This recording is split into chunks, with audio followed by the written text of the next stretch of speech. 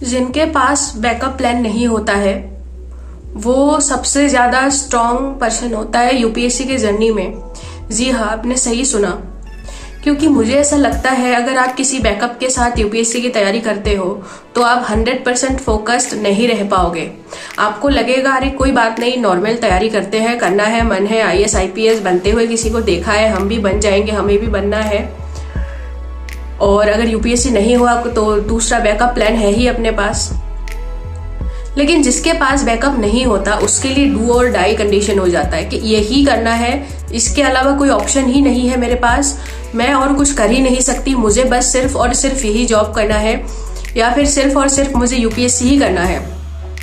UPSC के अलावा मेरे पास कोई ऑप्शन नहीं है। जब आप माइंड में ऐसे इमरजेंसी क्रिएट करते हो तो आप उस हिसाब से पढ़ाई भी करते हो, मेहनत भी करते हो, क्योंकि आपको लगता है कि सिर्फ और सिर्फ आपको यूपीएससी करना है। अगर आप यूपीएससी नहीं करोगे तो आप क्या करोगे, आपके पास कोई ऑप्शन नहीं है। तो आप 100% फोकस देते हो कि एग्जाम क्लियर करना ही करना है, अब इसके अलावा मैं कुछ कर ही नहीं सकती, मुझे बस यूपीएससी ही करना है।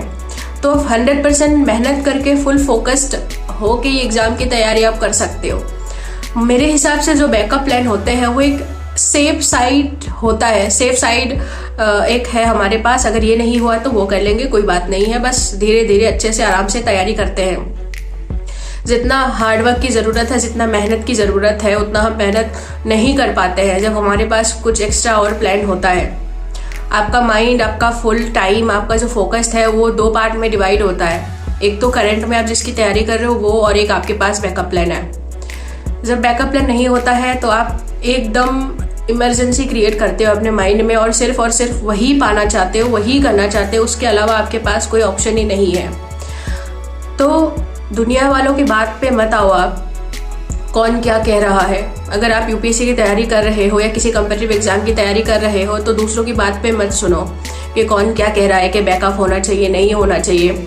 अगर आपके पास टाइम है, 1 साल देना है आपको या 2 साल देना है तो फुल फोकस्ड होके दो एग्जाम, तो अपना 100% दो। एग्जाम देने के बाद आपको रिग्रेट नहीं होना चाहिए कि काश ये कर लेता, काश वो कर लेती।